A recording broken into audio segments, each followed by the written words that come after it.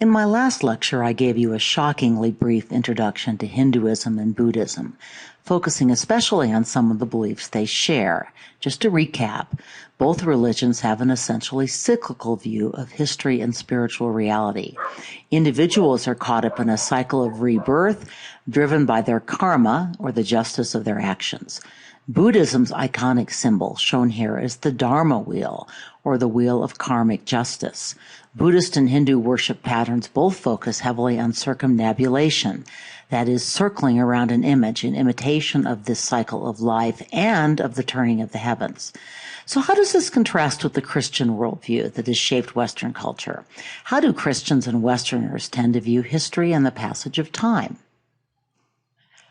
Well, we tend to be much more linear in our thinking. Creation is a beginning in time, and it's the beginning of time, a biblical notion that 20th century Einsteinian physics has, by the way, confirmed. Christians and Jews and Muslims share with Buddhists and Hindus the belief that what we do in this life determines our eternal destiny, but generally believe that we only have one shot at getting it right. To understand Hinduism and Buddhism, we need to try to get inside this cyclical view of the natural and spiritual world. I think this image of Shiva as Naranja, the Lord of the Dance, is a great place to begin, not least because it is one of the most iconic of Hindu images. This image is filled with complex iconography, and we'll get there in a minute, but it also tells a story. If you didn't have time to watch this video clip in class, it's up on Moodle. We're also having a Hindu Cartoon Day Tales extra credit lunch. Ms. Jacobs will have the details. You can guess what these stories tell, right?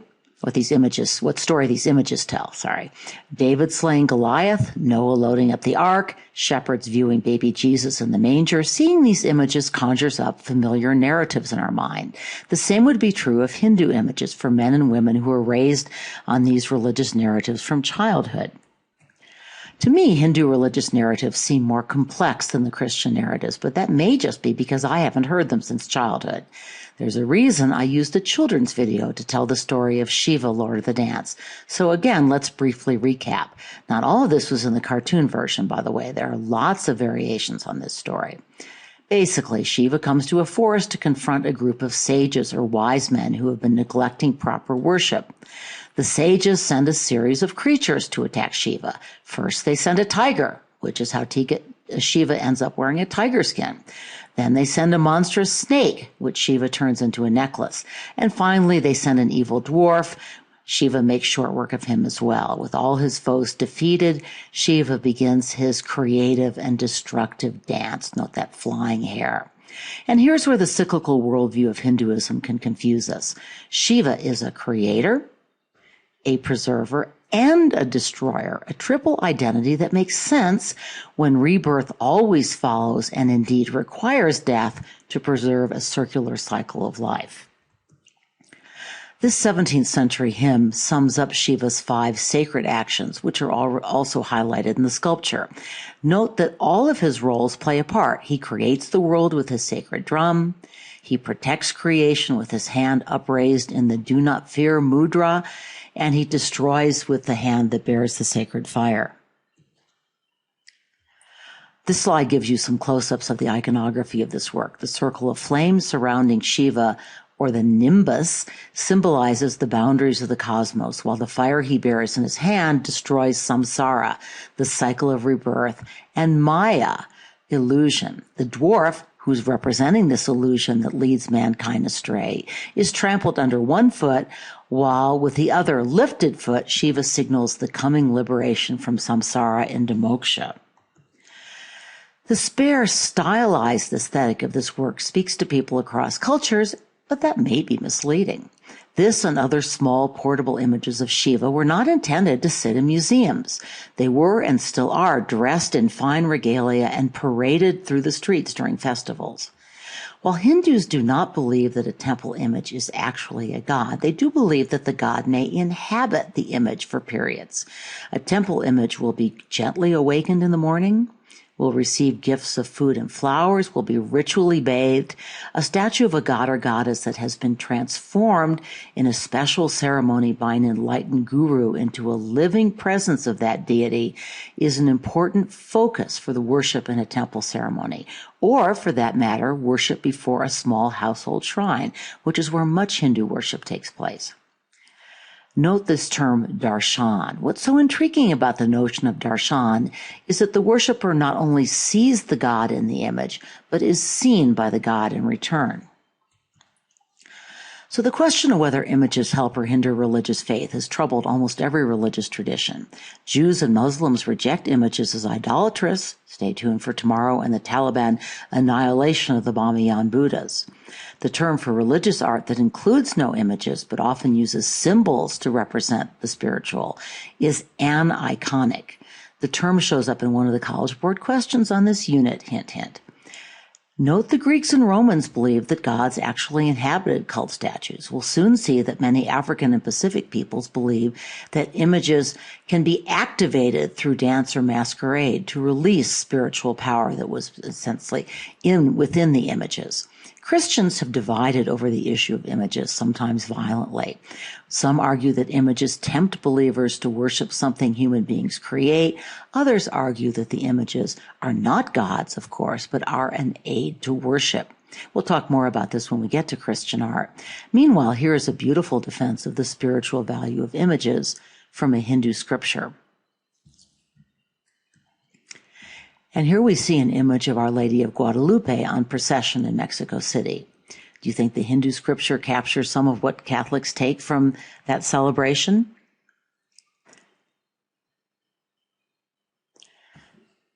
Oops. We need to move on to Hindu temples, but first let me make just two more points about this image of Shiva. First, I need to talk about technique. When I taught the bronze Hellenistic boxer, I apologized for failing to take the time to explain the important technique for producing these statues, the lost wax bronze casting method. I promised to return to the subject when we got to the Renaissance. Oops!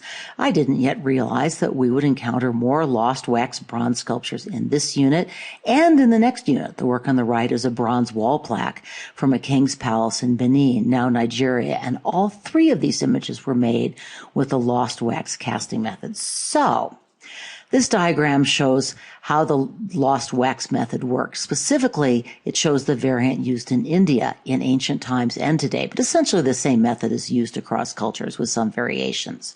An artist makes a wax mold of the image.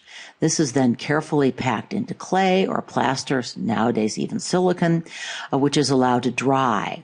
And then hot metal is poured into the mold through some kind of a hole at the top. The metal melts the wax and takes its place, which means it conforms to the sculpted shape that the plaster or clay cast has made. The artist pounds off the dry clay, plaster, whatever, and then finishes the image with fine tools. We do not have time for this video, which shows Indian craftsmen making sacred images using this ancient method, but it's quite good, and as always, it's up on Moodle. My second point about the Lord of the Dance is this. I worry that by focusing on one manifestation of Shiva, we are way oversimplifying this very complex Hindu god, who is not just depicted dancing. The Shiva Mahayogi, for example, is a calm, meditating ascetic, escaping samsara into a world stripped of desire and distraction.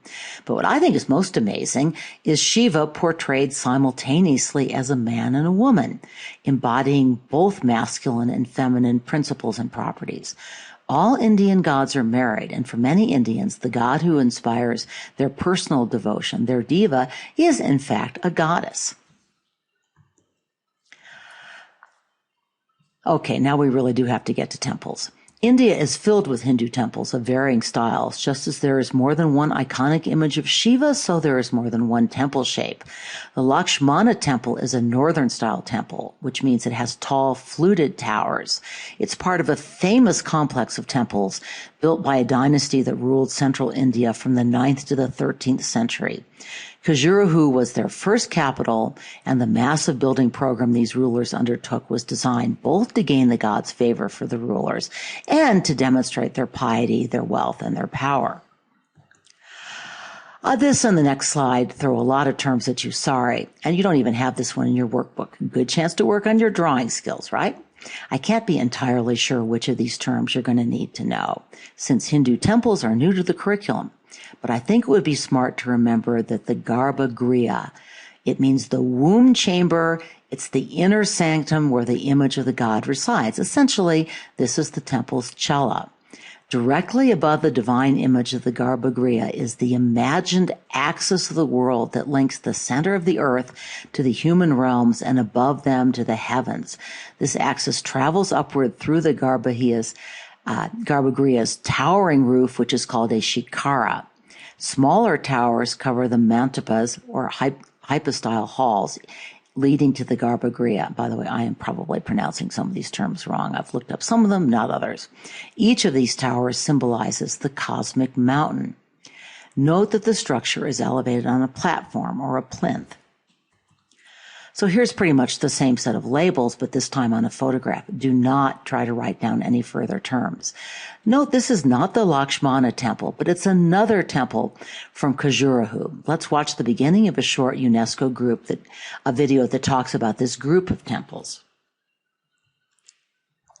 This is the floor plan you have in your workbook with labels that may not really help, may just make it more complicated. The space labeled sanctum is the Garbhagriha. It's a small space, often a perfect square, windowless and enclosed. Unlike the rest of the temple, it is not ornamented. It's meant to represent the universal essence, not the various manifestations of that essence. And by the way, this is something difficult but important to understand about Hinduism. It is both polytheistic and monotheistic. Hindus believe that there are many gods and they worship them personally, but that they are all manifestations of a central reality. The mandapas are the hallways leading toward the inner sanctum. Often they have internal pillars. In other words, they're hypostyle halls. Note again that the smaller towers rise over these entry halls. So here's how one scholar explains the artistic and spiritual logic behind Hindu temple design. A Hindu temple is built around the belief that all things are one.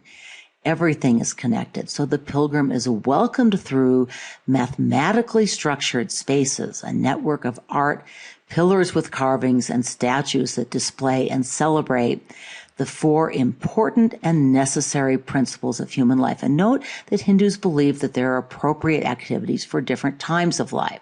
There's the pursuit of artha, that is prosperity, wealth, earning a living. There's the pursuit of kama, that's pleasure, including sexual pleasure. There's the pursuit of dharma, virtue, the ethical life. And finally, there's the pursuit of moksha, the self-knowledge that leads to a release from samsara. Here's the approach to the Garbhagriha in the Lakshmana Temple. Note the hypostyle hall of the mandapa, or entry hall. And here we see a plan for the wider temple area. Note that there's a central temple surrounded by four smaller shrines. The term Panchayatana caught me by surprise when it showed up on one of the College Board questions from this unit. I'd never encountered it before, and I didn't encounter it in any of the readings. But the term refers to a temple design very common among Hindu temples, where a central temple or shrine is surrounded by four smaller shrines, mimicking the five tops, if you will, of Mount Meru, which is actually a Himalayan mountain. It has a central mountain and then shorter, four smaller spur mountains. So this temple design is mimicking the actual shape of that mountain. So does this design remind you of any of the other temples we've studied? So what's the temple on top, and how is it similar to the Lakshmana Temple? Well, it's the Temple of Amun-Re at Karnak. Note that it has the same essentially rectilinear structure where the worshiper is drawn through pillared hallways to an ever darker and more sacred inner space that holds a cult statue. In both temples, by the way, the Hindus would not use that term.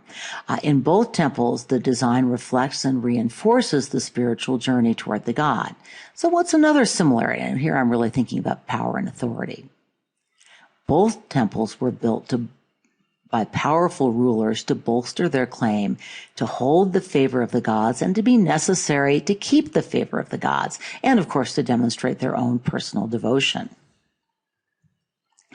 Yep, this really is a College Board image, don't blame me. But also don't assume that these erotic sculptures meant that this was the Chandela King's version of the Playboy Mansion. So let's finish our UNESCO video, which talks about the place of these sculptures in Hindu theology.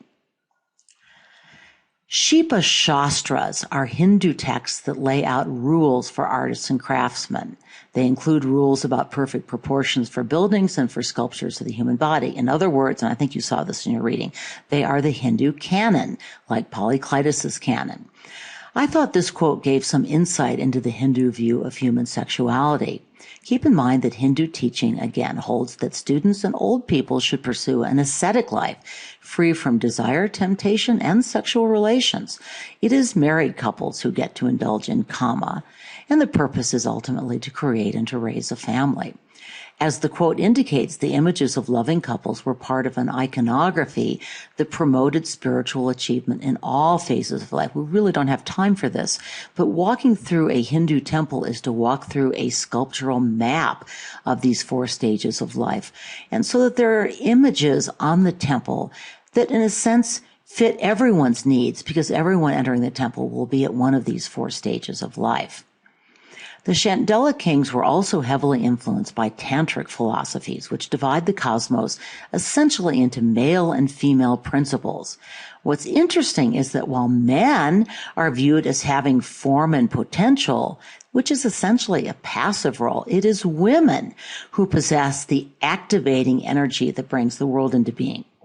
It's their mutual cooperation and their joining, spiritual and physical, that is necessary for existence.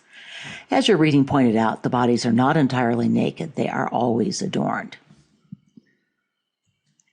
The fighting lion is the symbol of the Chandela dynasty. Note that the lion appears to be winning. The Chandela claim to be descended from the union between a god and a mortal woman, shades of the Greeks. At any rate, these temples are clearly a statement about power as well as piety. In my next lecture on Hindu art, we're going to continue statements of power and piety with the temples at Angkor Wat.